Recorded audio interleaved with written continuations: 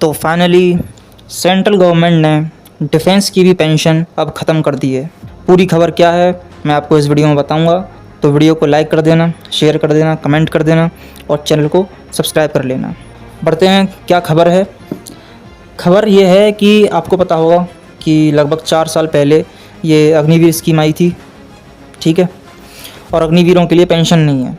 अब इस बात को लेके काफ़ी ज़्यादा हंगामा भी हुआ था कि अग्निवीर के लिए पेंशन नहीं है। अब वो हंगामा भी ठंडा पड़ गया है। अभी तो किसी को ये एहसास नहीं हो रहा है, लेकिन आगे चलकर लगभग फ़ौज में से सबकी पेंशन ख़त्म कर दी जाएगी। क्यों, मैं ऐसा क्यों कह रहा हूँ। आप एक बात सोचो कि आज से 10 साल बाद, मैं आपको प्रेजेंटली बताऊँ, अभी प्रेजेंटली जो हमारे डिफेंस की जो स्ट्रेंथ है वो लगभग 14 से 15 लाख सोल्जर्स की है। अब आज से 10 साल बाद जो हमारे डिफेंस की स्ट्रेंथ होगी वो मान लीजिए चलो 14 लाख ही सही, 14 लाख ही होगी, तो उन 14 लाख में से सिर्फ 2 से 3 लाख ही ऐसे फ़ौजी होंगे जो परमानेंट होंगे और जिनकी पेंशन होगी।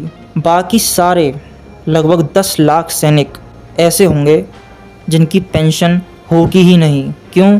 क्योंकि वो सारे अग्निवीर होंगे। अभी हमें इसलिए ये इस चीज़ का एहसास नहीं हो रहा है क्योंकि अभी क्वांटिटी में परमानेंट सैनिक ज़्यादा हैं और अग्निवीर कम हैं।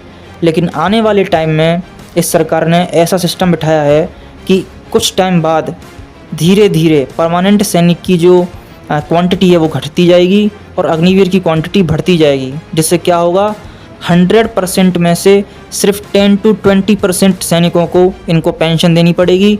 बाकी 80% सैनिक ऐसे होंगे जिनको ना इन्हें फैसिलिटी देनी है, ना इनकी फैमिली से कोई मतलब है। अगर ये शहीद हो जाए तो भी इन्हें कुछ नहीं देना है और पेंशन तो देनी ही नहीं है। तो अब आपको ये गेम समझ में आ रहा है। लोग बोलते हैं कि बस डिफेंस ही एक ऐसी जॉब है जिसमें अब पेंशन रह गई है, तो भाई अब डिफेंस भी वो जॉब नहीं रही जिसमें पेंशन है।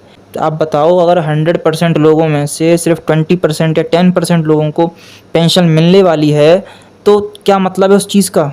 ये तो लगभग ना के बराबर ही हो गया ना। इस सरकार ने क्या किया है कि बिना बताए, बिना दिखाए और बिना हमें फील हुए फ़ौज में से पेंशन ख़त्म कर दी है, एक स्कीम के नाम पर और नेशनल सिक्योरिटी के नाम पर। तो आप लोग सोचो इस बात को और थोड़ा इस चीज़ के लिए कैंपेन चलाओ।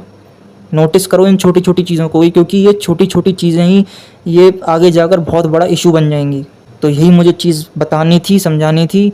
अगर कोई भी डाउट हो तो वीडियो के नीचे कमेंट सेक्शन में कमेंट कर देना। मिलते हैं नेक्स्ट वीडियो में, तब तक के लिए जय हिंद, जय भारत।